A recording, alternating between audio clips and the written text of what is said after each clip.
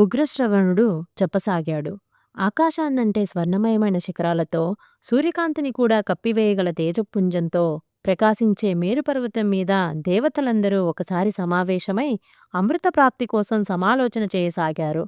దేవతలు, రాక్షసులు కలిసి సముద్రమథనం చేస్తే అమృతం ప్రాప్తించవచ్చని నారాయణుడు సూచించాడు.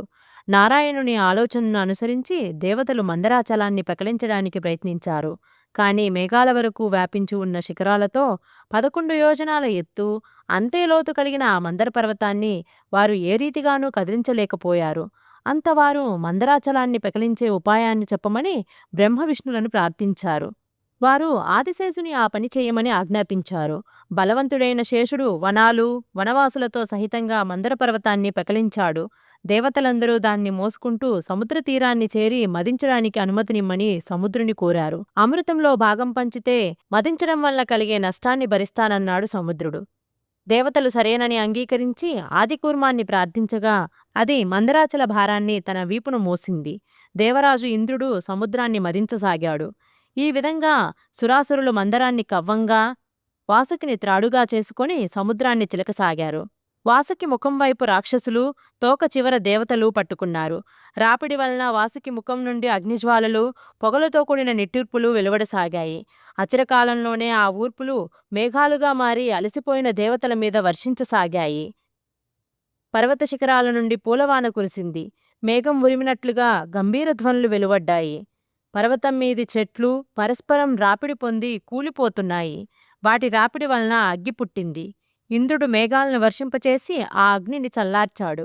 చెట్ల పాలు, ఓషధీ రసాలు కారి సముద్రంలో కలిశాయి. ఆ పాలు, రసాలు బంగారుమయమైన ఆ పర్వతం మీది మణుల నుండి స్రవించిన జలం, వీటి స్పర్శతోనే దేవతలు అమరులైపోయారు. ఆ ఉత్తమ సమ్మిశ్రణంతో సముద్రజలాలు పాలలా మారిపోయాయి. ఆ పాల నుండి నెయ్యి వచ్చింది.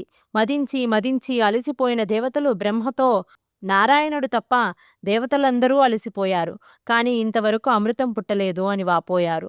బ్రహ్మ విష్ణువును వారికి బలమిమ్మని ప్రార్థించాడు. విష్ణువు, ఈ కార్యంలో నిమగ్నమైన వారందరికీ బలాన్ని ఇస్తున్నాను.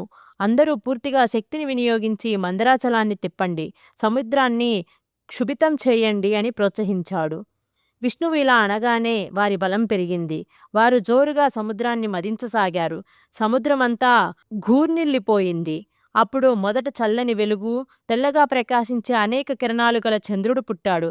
తర్వాత లక్ష్మీదేవి, సురాదేవి, తెల్లని గుర్రం ఉచ్చైశ్రవం పుట్టాయి. నారాయణుడు తన వక్షస్థలం మీద ధరించే కౌస్తుభరత్నం, కోరిన కోరికలు తీర్చే కల్పవృక్షం, కామధేనువు కూడా అప్పుడే పుట్టాయి. లక్ష్మి, సుర, చంద్రుడు, ఉచ్చైశ్రవం ఇవన్నీ ఆకాశ మార్గంలో దేవలోకానికి చేరుకున్నాయి. అనంతరం దివ్య శరీరంతో ధన్వంతరి అవతరించాడు. అతని చేతిలో అమృతంతో నిండిన కమండలువు చూచి దానవులందరూ ఇది నాది, ఇది నాది అంటూ కోలాహలం చేశారు. తర్వాత 4 తెల్లని దంతాలతో మెరిసిపోయే పెద్ద ఏనుగు ఐరావతం పుట్టింది. దానిని ఇంద్రుడు స్వీకరించాడు. సముద్రాన్ని బాగా తరవడంతో అందులోంచి కాలకూట విషం పుట్టింది. దాని వాసన సోకగానే ప్రాణులన్నీ చైతన్యం కోల్పోయాయి. బ్రహ్మ ప్రార్థించగా శంకర భగవానుడు దాన్ని తన కంఠంలో నిలిపి ఉంచాడు. అప్పటి నుండి అతడు నీలకంఠుడు అయ్యాడు. ఇదంతా చూస్తున్న దానవులకు నిరాశ కలిగింది. లక్ష్మి కోసం, అమృతం కోసం వారు దేవతలతో వైరం పెట్టుకున్నారు. ఆ సమయంలో విష్ణువు మోహిని రూపంతో వారి దగ్గరికి వచ్చాడు. మూర్ఖులైన దానవులు వారు విష్ణుమాయను గ్రహించలేక అమృత పాత్రను ఆమెకిచ్చారు. ఆ సమయంలో వారు ఆమె సౌందర్యానికి మోహితులైపోయారు. దేవతలందరూ ఆమె వద్దకు చేరి అమృతాన్ని పానం చేయడం మొదలుపెట్టారు. దైత్యుడైన రాహువు దేవతారూపం ధరించి వారి సరసన చేరి అమృతం త్రాగసాగాడు.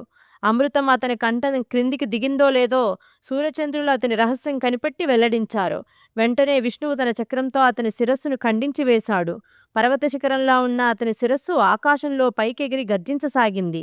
అతని మొండెం భూమి మీద పడి అందరినీ భయకంపితులను చేస్తూ కొట్టుకోసాగింది. ఆనాటి నుండి సూర్యచంద్రులకు రాహుతో వైరం స్థిరపడిపోయింది. విష్ణువు దేవతలకు అమృతాన్ని పంచిపెట్టి మోహిని రూపం విడిచిన తర్వాత అసురుల మీద రకరకాల భయంకరమైన అస్త్రాలు ప్రయోగించాడు. అంతటితో సముద్ర తీరంలో దేవాసురుల మధ్య గొప్ప యుద్ధం ప్రారంభమైంది. రకరకాల అస్త్రశస్త్రాలు ఎగురుసాగాయి. విష్ణువు యొక్క చక్రాయుధంతో కొంతమంది రాక్షసులు చనిపోతే దేవతల గదా ఖడ్గ శక్త్యాది ఆయుధాలతో కొంతమంది రాక్షసులు నేలకొరిగారు.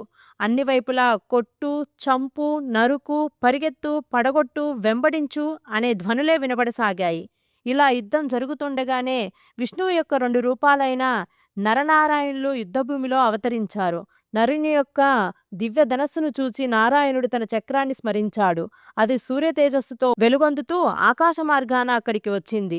నారాయణుడు ఆ చక్రాన్ని ప్రయోగించగానే అది దైత్యసేనలో మూలమూలలా జొరబడి కాలాగ్నిలా వేల కొద్దీ అసురులను సంహరించింది.